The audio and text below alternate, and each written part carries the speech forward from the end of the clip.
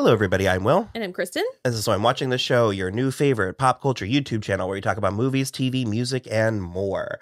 I wanted to record an intro because we're going to release some very old test footage of ours that was Riverdale. We covered season 1 and 2 of Riverdale. And because we have had so much fun with that show, for better and worse, and because it's been one of some of our most popular content, I was like, we've got this footage. It's not great. Like, our audio's bad. Yeah. We look different. There is no set. Yeah. But I think ultimately at the end of the day, I think the conversation is good. Mm-hmm. And I think it's worth releasing. It's in my old dining room. So yeah, we're definitely going to release season 2. And that's what this is. This is just a little intro for our Riverdale season 2 content. So you got to have options. I see. So please do enjoy.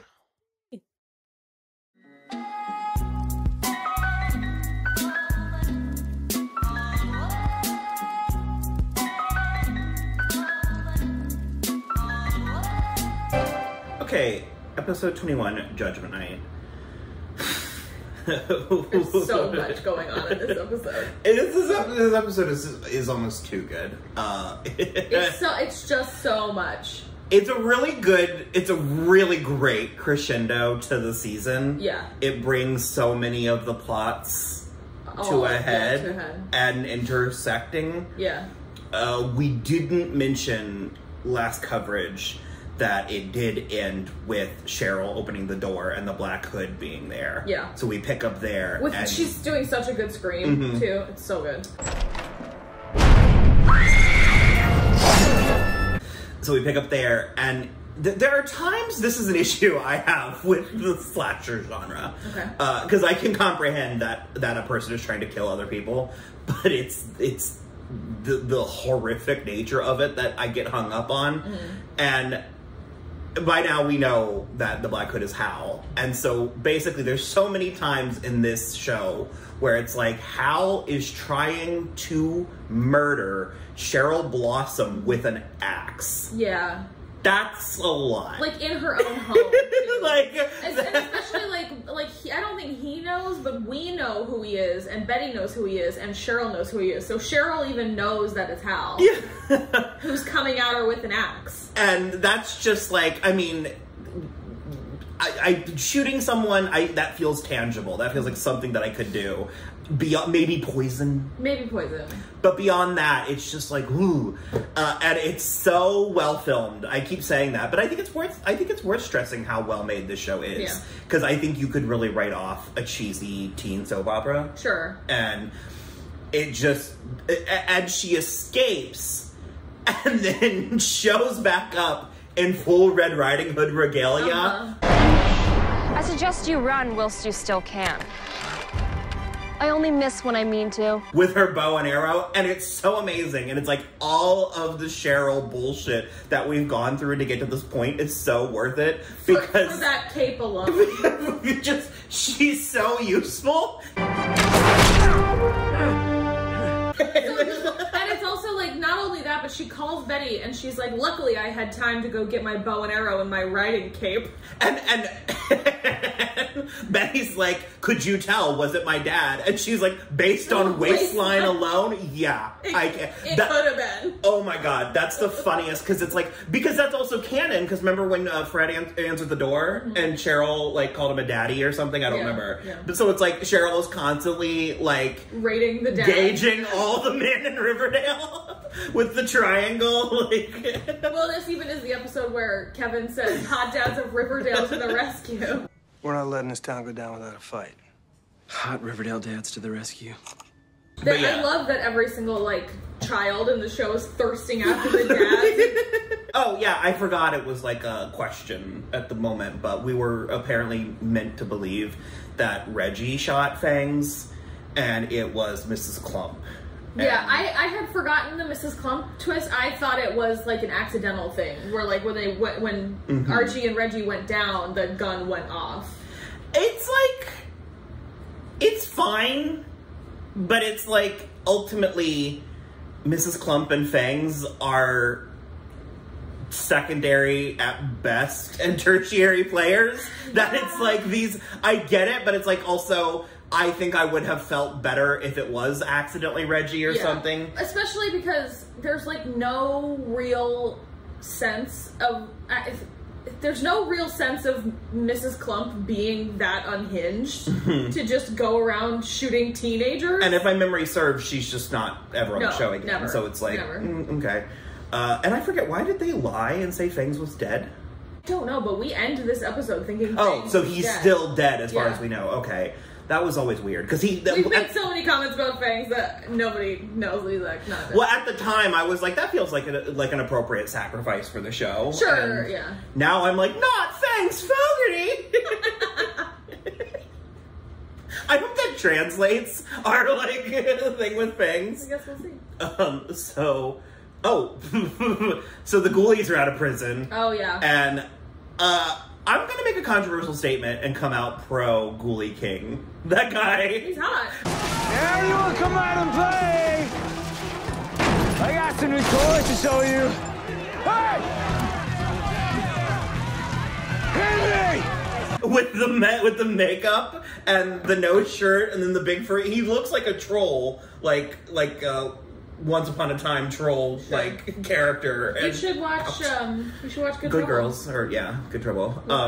He's got his shirt off. Does he have the makeup and is he like a ghoulie? No, he's like actually like a. Well, and okay, he's too nice on and they're in league with Penny at this point, and this is where I actually start loving Penny. And this is where I hate her the most. Well, she's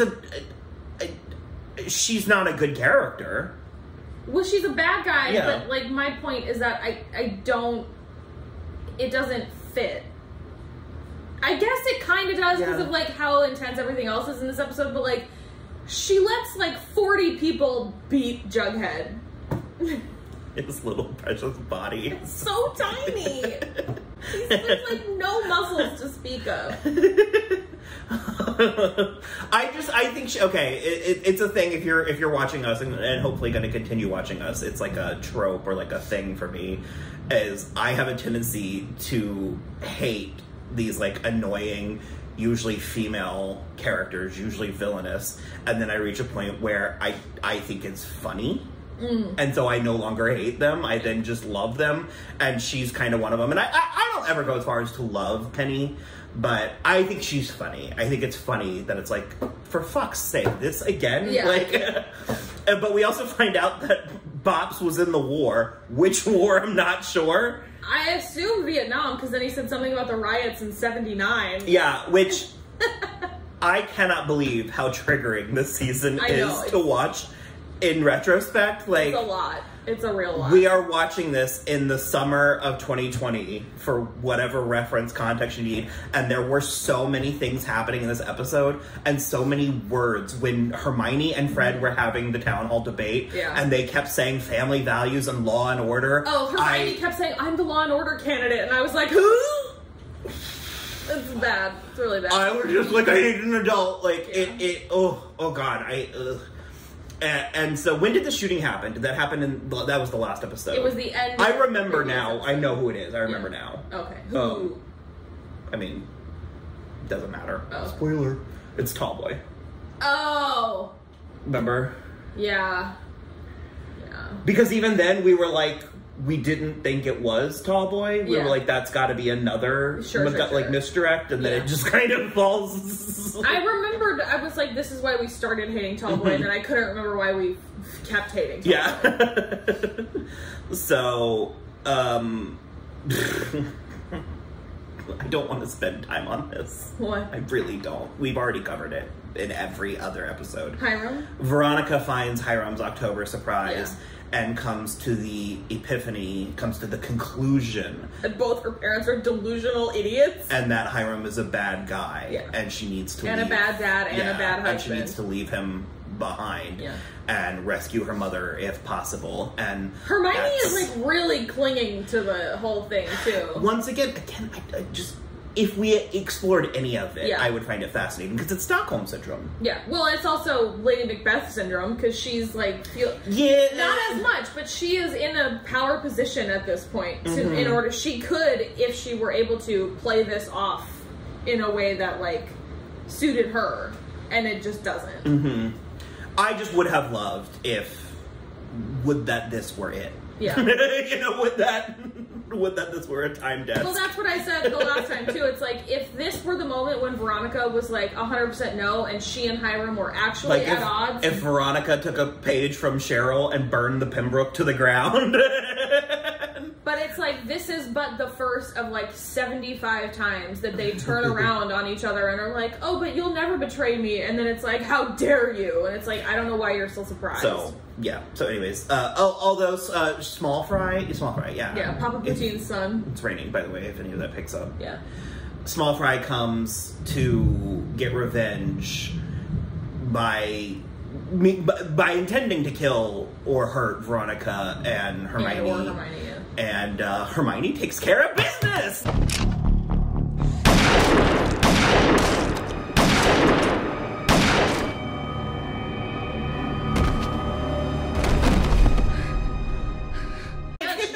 There's a precedent! Oh, no, okay. It's tragic. It's a tragedy. It's a full tragedy. So,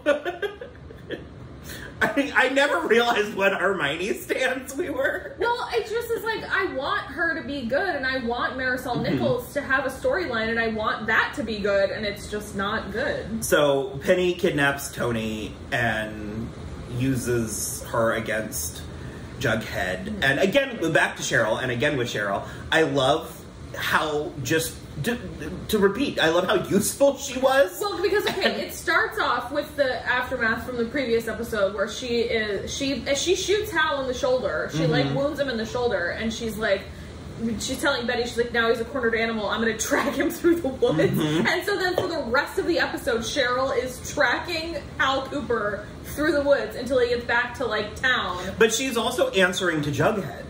Yeah, Jughead calls for backup when he goes to rescue Tony, and Cheryl is on that list. And I like that we didn't have to do the, like, I'm in charge here. You know, like, I mean, she just, like, she fell in line in this weird breath of fresh air way. Yeah. And this dynamic relatively stays this way for an amount of time. Yeah.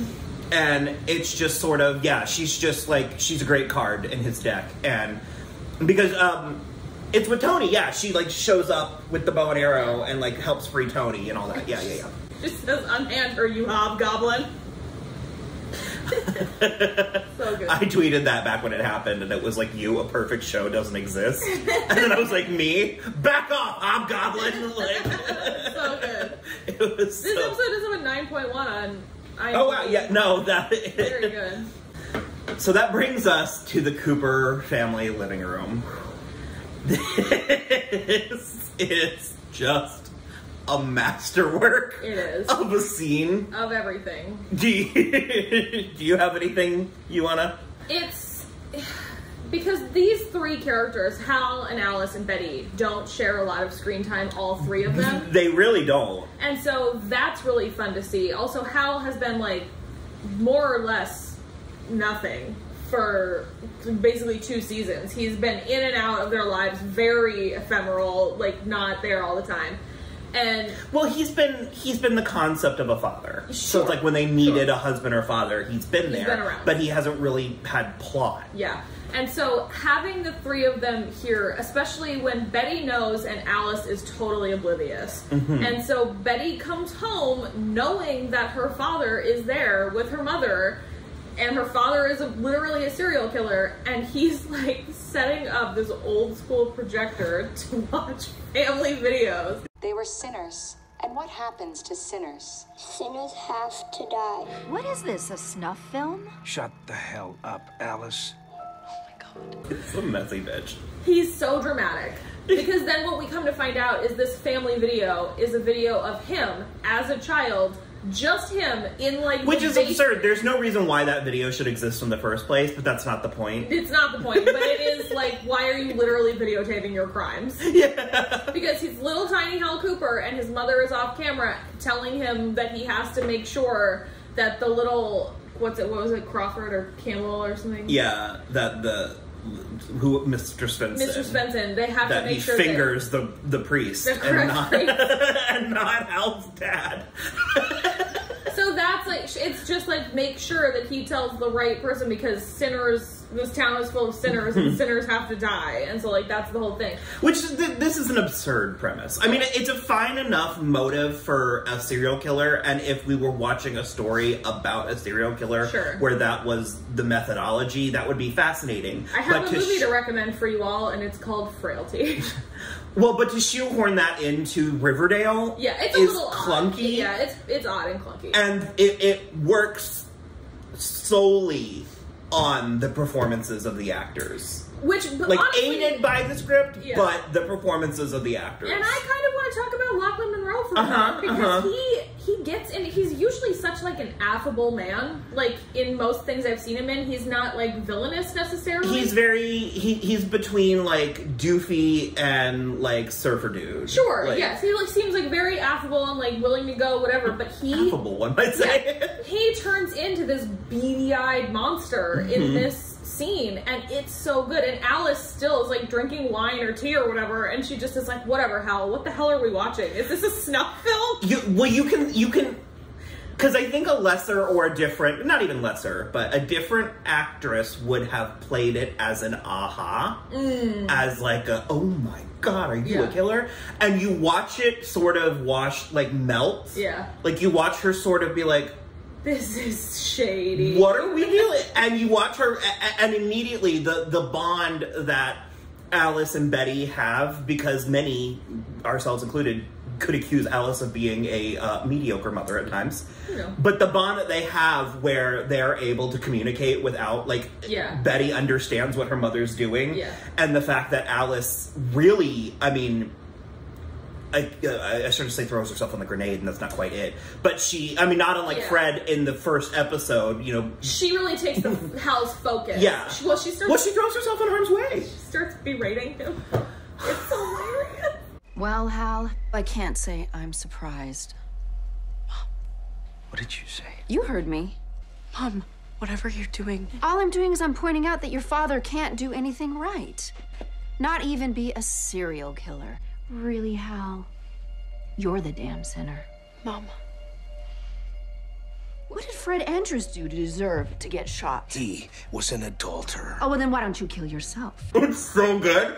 It's like, you're a mediocre lover and a father and a husband. She just, like... Yeah, I'm sure you're a terrible murderer, If too. they fall on hard times, she could so easily get a job at Penelope's brothel and just, like, dominate and degrade. For the guys who want to be It's just like, oh my god. But yeah, so she basically gets Hal to, like, follow her. And then Betty's behind, and she whacks him with the fireplace shovel. But then, and also, okay. Alice grabs the shovel from her and hits him like 4 more times. It's incredible. It's only once. And I only allow it because usually this is the moment where it's the scary movie sin where they don't make sure the killer's dead. And that is only forgivable in this because we do need Hal alive. Yeah. On the show. We don't want a Hal-less show at this point. Right. So we accept it. And the mere fact that Betty did what was needed, and then Alice went back in. That's enough. Well, we also do get the visual of him being led out by the police at the end of the episode in cuffs and stuff. Well, Tom Keller in the police car, he still has. He just hasn't turned his cruiser back in. Why, he's like, I gave him my badge and my gun, but I kept my cruiser. And so, like, I mean, it is a full-blown riot in town. But also, what is Sheriff Mineta driving? Which we haven't mentioned Sheriff Mineta, but he was brought in the last episode. He's fine. He's fine. Yeah. He's fine. He doesn't happen as much as he should happen. No, we liked the actor because he was on MTV's Scream series, but he plays a role coming up, but nothing really of immense value. So, is there anything else? I mean, the fucking Sweet Pea. This was why I never liked Sweet Pea, but I just remember the... Well, fellas, looks like we found some bulldogs to put down. And I was like, Jesus Christ. It's a lot of language. No, I agree. That was what I was going to say, is the, like... all of the serpent and bulldog stuff continues in this episode, except for that Reggie is literally scared shitless the entire episode. He's like hiding. Much needed. Yeah. Much needed. But I think it brings him to, and maybe this was the moment after the other moment where I was like, oh, okay, no, he can be redeemed from like being such a total turd before. Oh, sorry, I forgot to mention that when we found out that he was in the war, he mentioned the crawl space. Oh. For the diner. But it's above. It goes up. Oh, he said above? Crawl spaces are above. They can be under. Well, it goes up to the roof. He said you can get, if you can get with the Molotov cocktail. Strike all that, because I was trying to establish. No, the basement? No. Riverdale, I'm trying to help me help you. Help me help you, for real. No, but the back and forth with the serpents and the ghoulies and the bulldogs, everybody changed allegiances like 4 times in this episode, and I just was like, for crying out loud, what are we doing here? What is gonna be the end game of this? Also, I loved this goes back to my whole like medieval fantasy Riverdale, but I love that Principal Weatherby was camped out at the school with like reinforcements. That was one of the moments where I was like, this is fucking ridiculous, because it was like Jughead and the serpents were on one side, and then like all of the, or no, because Jughead and Archie were both not with their respective people, so it was like the serpents and the bulldogs all with baseball bats, and then Weatherby comes out of his office with his own baseball bat. And he's like, not on my watch! Like, what's going on in my school? And I just love how ride or die he is for this school. He really is. But yeah, I was gonna say, because the serpents were gonna burn down the school, because apparently there is a precedent for property destruction during times of riot, but that's neither here nor there. Yeah. So, yeah, all around, just bravo. Quite Riverdale, bravo. Quite an episode. And now we've got just the finale. Yeah. So, okay, well, we'll check back in. Yay.